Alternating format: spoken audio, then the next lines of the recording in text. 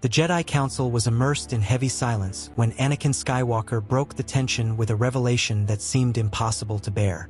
His voice was trembling, but firm enough to echo through the chamber. Palpatine had confessed to him that he knew secrets of the dark side, hinting that he wielded powers capable of saving lives. Yoda observed him with narrowed eyes, as if he already expected such truth. There was no time for long debates. The Master thanked the young knight's courage and, without delay, ordered him to come along. Destiny awaited in just a few hours at the heart of the Republic. And so, as night fell, Anakin walked beside the diminutive Master along the imposing avenue that led to the Chancellor's office. The young man's silence contrasted with Yoda's serenity, who brandished his cane as if it were the very anchor of peace in the midst of the storm. Anakin felt divided. His trust in his mentor clashed with the memories of Palpatine's promises. Deep down, he didn't know if he was going to arrest an enemy of the galaxy or a misunderstood ally. The doors of the office opened with a grave snap. Inside, Palpatine awaited them, seated in his swivel chair, wrapped in the golden gloom of the curtains.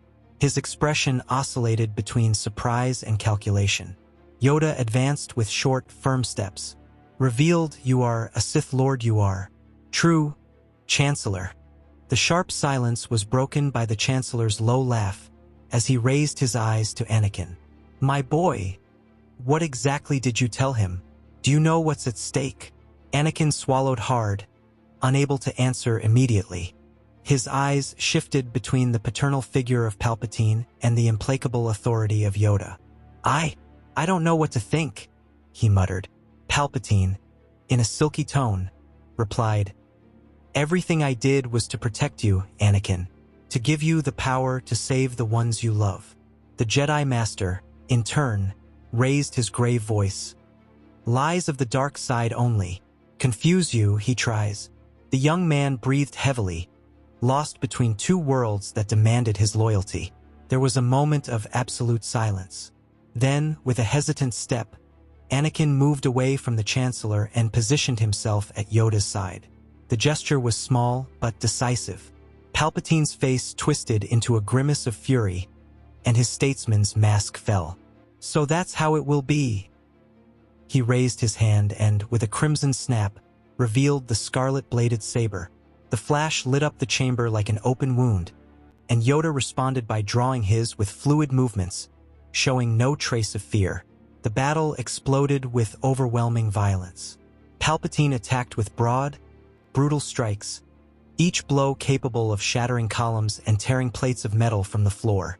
Yoda, on the other hand, moved like water, dodging and parrying each strike with disconcerting serenity. Anakin watched, torn between horror and fascination, as the walls trembled and the room began to collapse under the weight of the clash between the two titans. He tried to enter the fight, but hesitated. They did not confine themselves to the chamber. Palpatine, in his fury, ripped huge pieces of the structure, hurling them as projectiles against the small Master. Yoda leapt, spun, let the stones explode behind him in cascades of dust. The entire tower seemed to groan in pain, as if about to collapse under that storm. The sky of Coruscant, lit by explosions, bore witness to the chaos rising in the heart of the Republic. Suddenly, Palpatine raised his hands and unleashed Force lightning in a blue-violet whirlwind. The lightning filled the chamber, illuminating Anakin's face. But Yoda did not raise his saber. He simply stretched out his small hands and contained the electric fury, absorbing it as if it were part of him. Even the Sith faltered, surprised by such absolute mastery. Anakin stepped back, incredulous, as the energy fizzled out and vanished into the Master's palms. Furious, Palpatine changed his target, launching himself at Anakin with a horizontal slash. The young man raised his saber only by reflex, but Yoda was faster. In a sudden leap, he intercepted the attack and hurled the Sith back with a wave of the Force. "Protected, he is," Yoda declared firmly. Palpatine roared, his features distorted with rage, and came back to the attack with even greater violence. At that moment, Anakin managed to recover and truly enter the fight. He leapt, attacked, used the Force, and dodged. The fight, however, would not last forever. With a precise movement, Yoda seized the moment when Anakin was trading blows with the Chancellor and disarmed Palpatine, sending his red saber flying away and binding him in invisible chains of the Force. The Chancellor's body was immobilized, suspended in the air as if caged. The Master's grave voice echoed through the chamber. "Captured you are." The destroyed chamber now held only the sound of the survivor's heavy breathing. Palpatine, however, did not fall silent. He laughed with disdain, his voice dripping with venom. "You don't understand. Without me, the galaxy will collapse. The Jedi don't have the strength to rule. And you, Anakin, you won't be able to save Padme. She will die because of you. Your destiny is already sealed." The words struck the young man like invisible blades. His eyes widened, his breath failed. Yoda raised his gaze to him, trying to offer calm. "The future, always in motion it is. Do not cling to visions, young Skywalker. Lies of the Sith, only what remain, now that defeated he is." But insecurity had already taken root. Anakin remained motionless, his heart torn by doubt. Palpatine continued to laugh, even imprisoned, as if he had already won in another way. The metallic stomp of boots interrupted the scene. Clone troopers entered the chamber in formation, weapons raised. Yoda, with his unquestionable authority, gave the order, "Captured, the Chancellor must be. To judgment, taken he will be." The soldiers looked at each other but obeyed. Thus, surrounded by Jedi and guards, Palpatine was dragged out. Yoda walked at his side, followed closely by Anakin, still trapped in silence and uncertainty. The galaxy's fate had taken a new course. In a very distant place, the planet Utapau was shrouded in darkness when Obi-Wan Kenobi and Mace Windu emerged among the circular caverns, guided by the urgency of the mission they had undertaken together. General Grievous awaited them, surrounded by his Magna Guard bodyguards.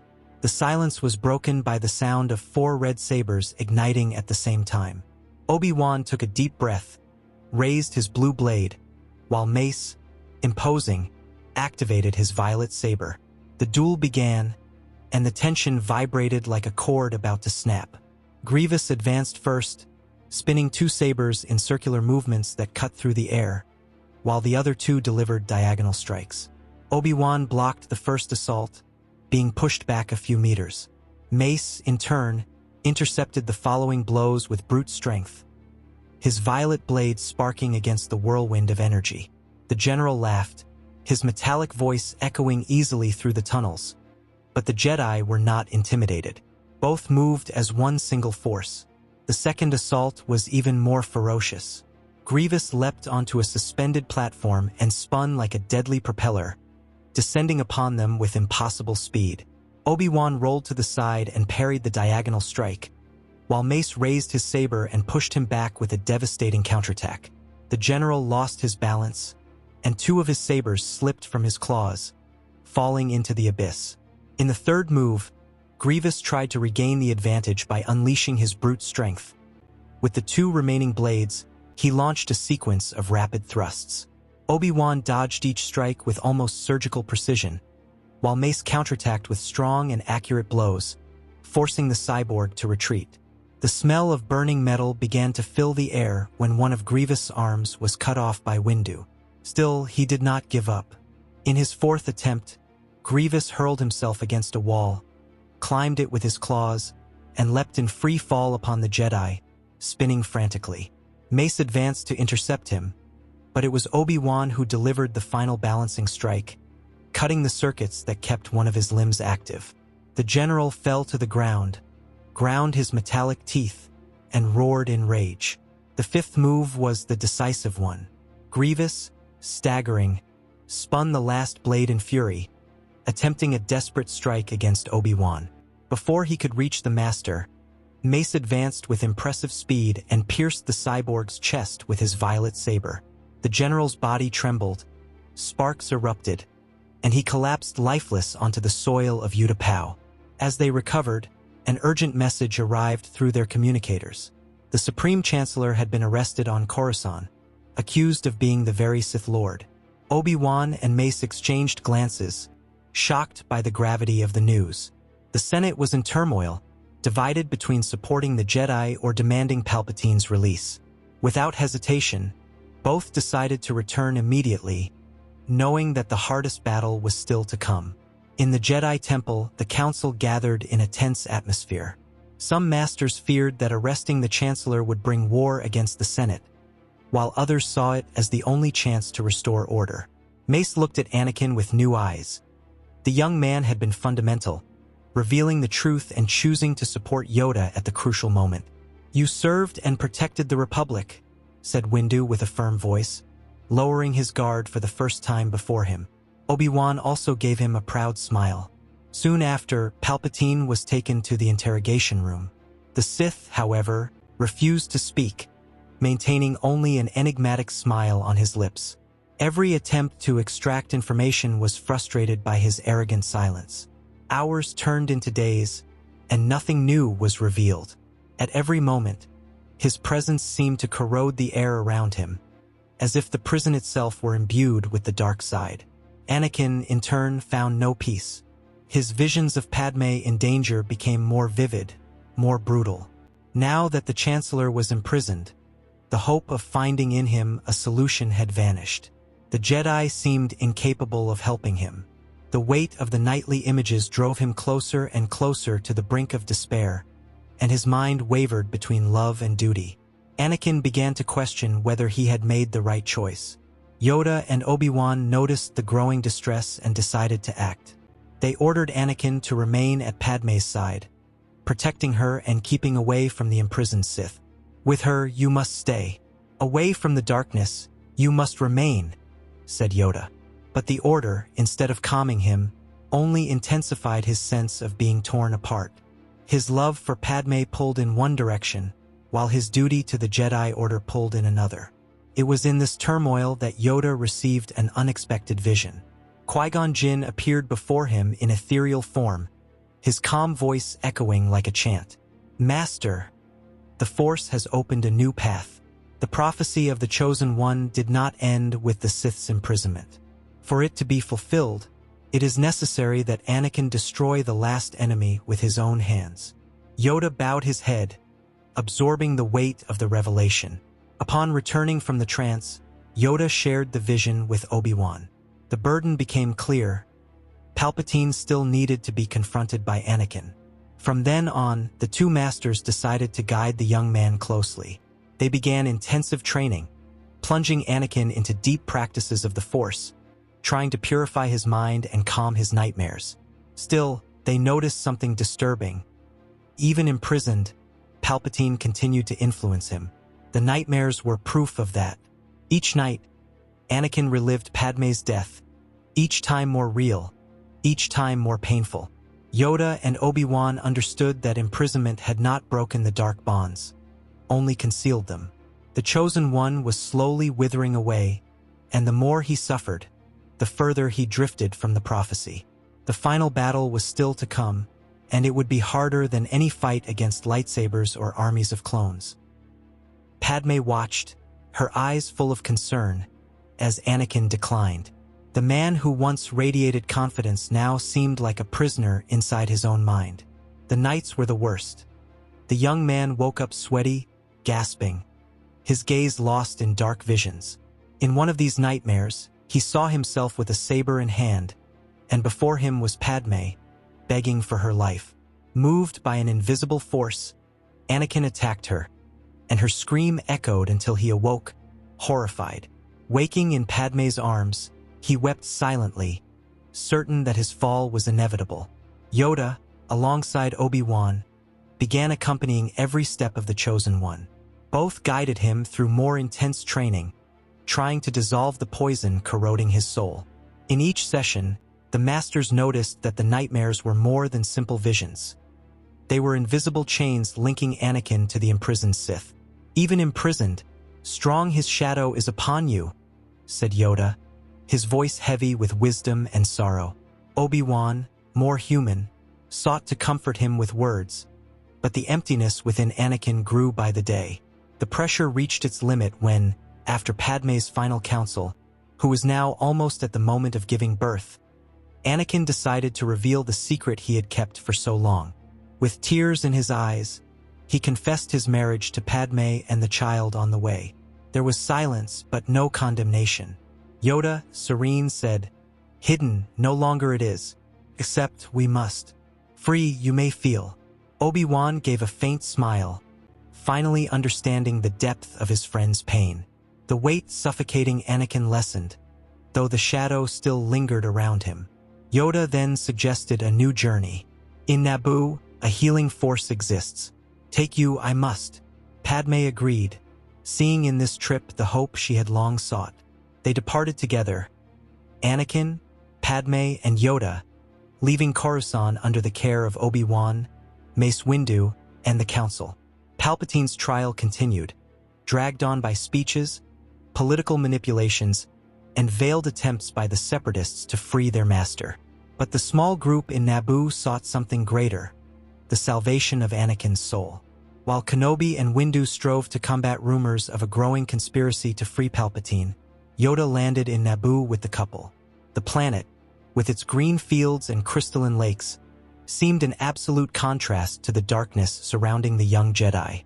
Padme's heart warmed as she stepped onto her homeland, but Yoda was focused. "Here balance we must seek. The Force, alive it is." To him, Naboo was not only Padme's home, but a pure point of connection with the Force. Routine was established. Yoda led Anakin in deep meditations by the lakeshore. The Master raised his hands, chanting ancient words, while Padme remained nearby, serving as an emotional anchor. On many occasions, Yoda asked for her help. "True love, your light is. A guide you can be." Padme sat facing Anakin, holding his hands while he fought against the visions. The bond between them became a tool to break the chains Palpatine had imposed. But it was not easy. For days, Anakin writhed in silence, confronting images of destruction, hatred, and death.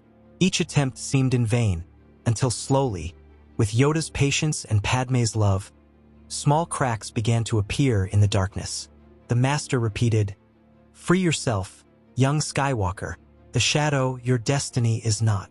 The process was painful, but slowly the brightness returned to the Chosen One's eyes.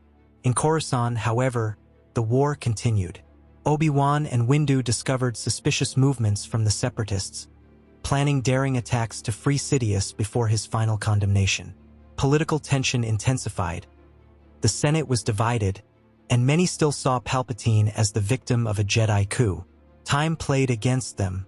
Padme finally went into labor, and it was in this context that Yoda began the deepest meditation techniques. Anakin listened to the Master and agreed that it was now or never, and that if he truly wanted to return and be a father and husband, first he had to fulfill the prophecy and free himself from Sidious's influence, and so they distanced themselves from Padme. Anakin promised that he would only return after everything was resolved. Yoda then took Anakin to the center of the forest above the Great Gungan Sea and led him to plunge into inner visions, facing Sidious himself in spectral form. The Sith, even imprisoned, laughed and whispered in his mind, showing images of Padme dying, of a galaxy in flames, of a throne covered with Anakin's face. "Your destiny is mine," said the shadow.